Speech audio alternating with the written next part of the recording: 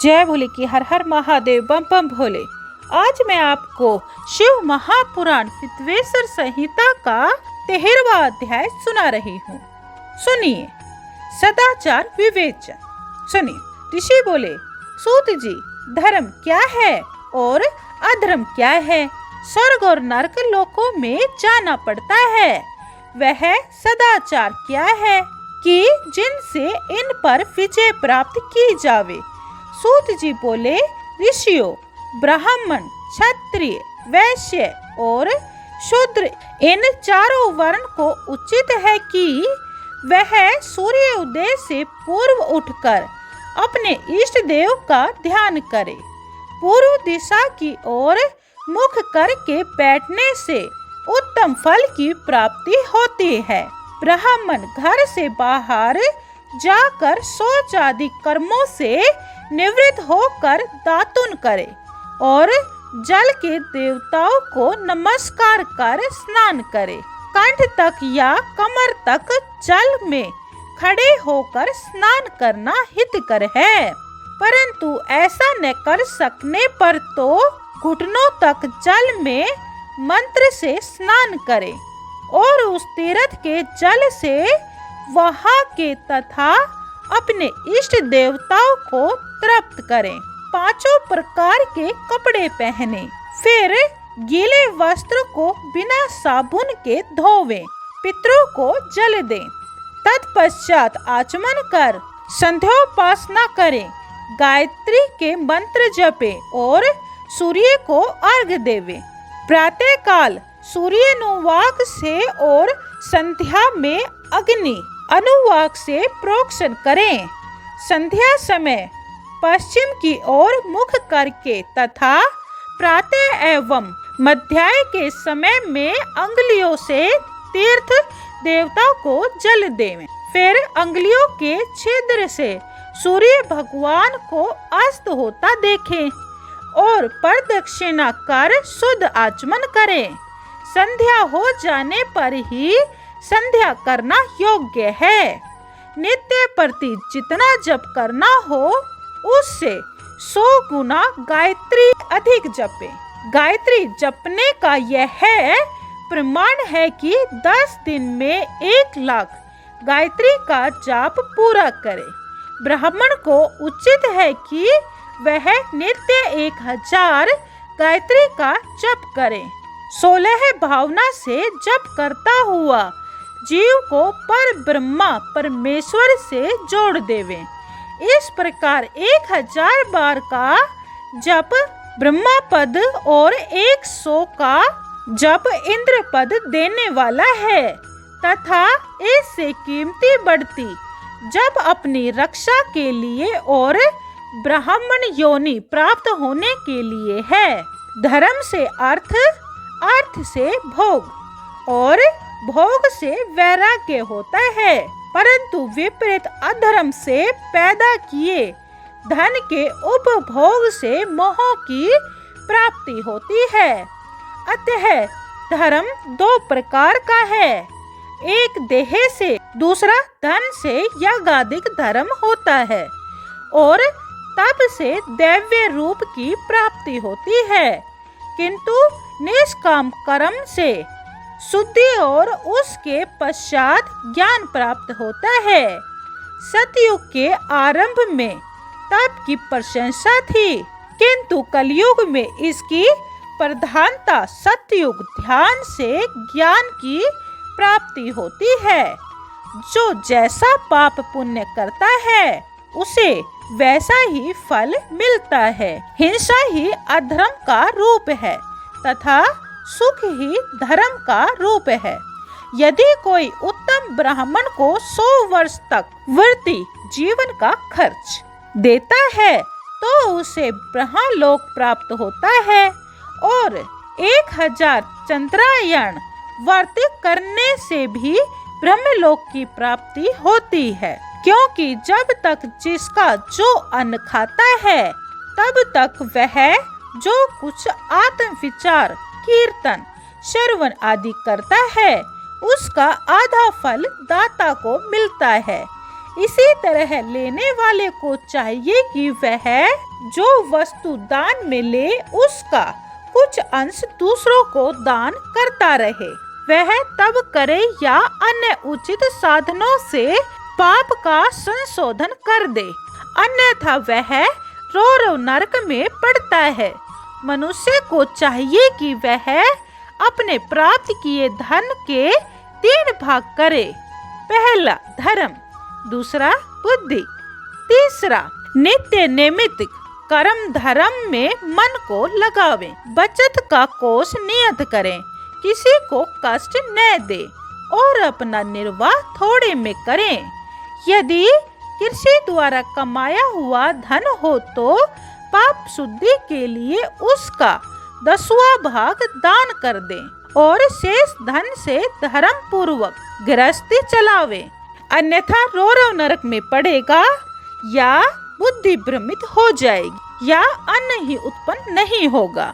ऐसे ही व्यापार में पैदा किए हुए धन का 6वां भाग दान कर देना चाहिए, क्योंकि मांगने पर न देने से जन्मतर के लिए ऋणी हो जाता है। बुद्धिमान को उचित है कि वह दान देकर दूसरों से न कहे, कानों से सुना और आँखों से देखा दोष भी न कहे। प्रातः एवं सायं दोनों समय संध्या एवं हवन करें। यदि दोनों समय न हो सके तो एक समय तो अवश्य ही करें। कभी न बुझने वाली अजस्त्र अग्नि स्थापित करें अथवा केवल जप मात्र एवं सूर्य देव की वंदना करें। 13वां अध्याय समाप्त। जय भोले की। 14वां अध्याय यज्ञ आदि विवेचन। ऋषि बोले, हे महर्षि, अग्नि यज्ञ, ब्रह्मा यज्ञ, गुरु पूजा और ब्रह्मा तृप्ति को क्रम से कहिए। सूत जी बोले, हे ऋषियों, अग्नि में द्रव्य युक्त हवन करना अग्नि यज्ञ है। हे ब्राह्मणों, यह कई प्रकार का होता है। एक तो वह जो समाधि में हवन की जाती है, दूसरी ब्रह्मचार्य अग्नि जिसमें ब्रह्मादि का बहुमूल्य होता है, क्योंकि जब तक विवाह नहीं होता तब तक वह ब्रह्मचारी है। जब विवाह हो जावे तब वह 2 समय अग्नि यज्ञ करे। परंतु महापुरुषों ने अपनी आत्मा में ही अग्नि आरोपण की हो और वनवासी हो, ऐसे यतियों के लिए तो समय पर थोड़ा और हित कर भोजन कर लेना ही अग्निहोत्र है। विवाह के समय से अग्नि साधन को सदैव सुरक्षित रखना ही उचित है। उसे कुंडलियां भांड में रखे, ऐसे अग्नि कहलाती है।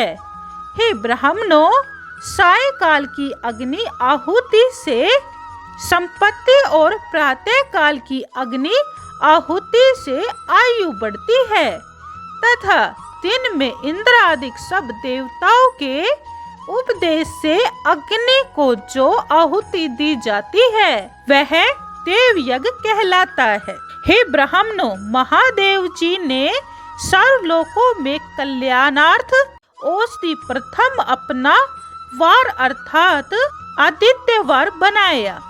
पुनः सप्ताह के शेष 6 वारों को उनके गुण के अनुसार वैसी ही रचना की। उन्होंने प्रत्येक दिन का उसका देवता और उसका फल नियत कर दिया, जिससे आरोग्य, संपत्ति, व्याधिनाश, पुष्टि, आयु, भोग, मृत्यु और हानि ये यथा कर्मशः प्राप्त होते रहे। इन दिनों के देवताओं की प्रीति से उनकी पूजा का वैसा ही फल देने वाले भगवान शिव हैं। जिन देवताओं को प्रसन्न करना हो उनका मंत्र, होम, दान और तप करें। नेत्र, सिर एवं कुष्ठा रोग की शांति के लिए आदित्य देव की पूजा करके ब्राह्मणों को भोजन करावें। 3 दिन, 3 महीने, 3 वर्ष अथवा इससे अधिक भी पूजा करने का विधान है। पापों की शांति के लिए रविवार के दिन की पूजा उत्तम होती है, जिसमें कि जब आदि से इष्ट देव को प्रसन्न किया जा सकता है। लक्ष्मी प्राप्ति के लिए सोमवार को लक्ष्मी जी की पूजा करें। रोग शांति के लिए मंगलवार है, इसमें काली आदि का भजन पूजन करें और अर्ध मूंग आदि देकर ब्राह्मणों को भोजन करावें। बुधवार के दिन विष्णु भगवान का दही, सेव आदि अनेक प्रकार से पूजन करें तो सर्वदा पुत्र मित्र स्त्री की पुष्टि होवे। बृहस्पतिवार का दिन आयु वर्धक है। इस दिन ब्राह्मणों को गो देवताओं को उपवीत वस्त्र आदि प्रदान करके क्षीर दूध घी से पूजन करें। भोगों का इच्छुक शुक्रवार को जितेंद्रिय हो षट रस भोजन युक्त देवताओं और ब्राह्मणों की पूजा करें। स्त्री प्राप्ति के लिए शनिवार के दिन रुद्र आदि का पूजन करें और काले तिल का होम करें तथा तिल का ही दान और तिल का ही भोजन करावें। देश काल और पात्र का विचार कर जो श्रद्धा सहित इन वारों के नियम का पालन करता है उसे इन देवोपासना द्वारा सब कुछ प्राप्त हो जाता है। ब्राह्मणों को एवं तंत्र की विधि से पूजन करना श्रेष्ठ है। धनवान हो तो तप के द्वारा देवताओं की उपासना करें। अधिक धनी हो तो धन से पूजा करें। इस प्रकार अवश्य फल प्राप्त होता है। 14वां अध्याय समाप्तम। जय भोले की। 15वां अध्याय स्थान व काल निरूपण। ऋषि बोले, हे सूत जी, अब आप कृपया कर हमें पूजा के योग्य स्थान एवं समय बतलाइए। सूत जी कहने लगे, देव यज्ञ आदि कर्मों को शुद्ध ग्रह बराबर फल देने वाला होता है। उससे 10 गुना गोष्ठ भूमि गोवों के बांधने का स्थान, उससे 10 गुना अधिक जल का तट, उससे 10 गुना बेल, तुलसी, पीपल जड़, देवालय, तीर्थ का तट नदी, तीर्थ नदी का तट, सप्त गंगा का तट, जिसमें गंगा, गोदावरी, कावेरी, ताम्रपर्णी, सिंधु, सरयू, रेवा ये 7 नदियां सप्त गंगा कहलाती हैं। इनसे 10 गुना अधिक फल समुद्र का तट और उससे 10 गुना अधिक फल पर्वत की चोटी पर पूजा करने से होता है और सबसे अधिक फल वहाँ जहाँ मन रम जाए।